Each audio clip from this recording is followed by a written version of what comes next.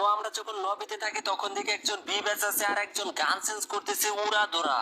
তখনই বুঝতে পারি যে ম্যাচে একজন হ্যাকার আছে, তার জন্য ভিডিওটা অন করে ফেলি আর আমরা সরাসরি চলে যাই ব্লু জোনে। আর ব্লু জোনে গেতেছি হয়তো আমরা মার খাবো নয় মার দিব হ্যাকারকে। আর তোমরা একটু কমেন্টে জানাই দিও তোমাদের সাথেও কি এরকম প্যানেল ইউজার বা হ্যাকার পরে কিনা। আর এখানে কিন্তু এক স্কোর চলে আসছে, আমার মনে হইতেছে এরাই হচ্ছে প্যানেল ইউজার।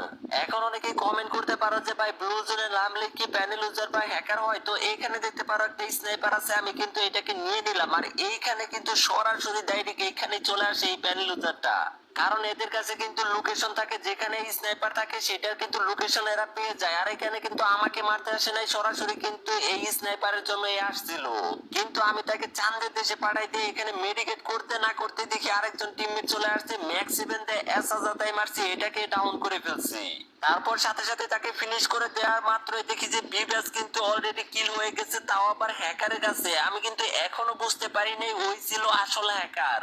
আর এই দিক দিয়ে আমি নাচতেছি যে আমি প্যানেল ইউজারকে মেরে দিছি, কিন্তু আসল প্যানেল ইউজার কিন্তু এখনো ম্যাচে আছে, সে কিন্তু এখনো কিল করতেছে।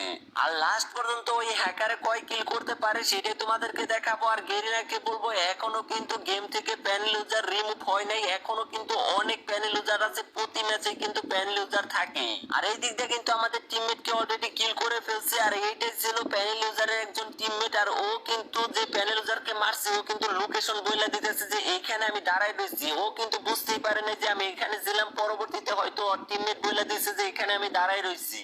আর এই জাউরাই করে কি দেওয়া ওর প্যানেল ইউজার স্কোয়াডের কথা হই না আমার উপরে দিছে রাশ। আমি তো যাই আগে মন জাতা মারছি, জাতা মেরে কিন্তু ওরে নক করে দিছে আর ব্যাটকে হইয়া বয়ে রয়েছে। তো যাই হোক ওরে মাইরা দিছি লল উড়া দুরা, কারণ হচ্ছে আমি মনে করছি এরাই প্যানেল ইউজার, কিন্তু আমি এখনো জানি না যে আসল প্যানেল ইউজার কিন্তু এখনো বেঁচে আছে। তো এখনই হবে খেলা শুরু, তো দেখো আস্তে আস্তে কি হয়।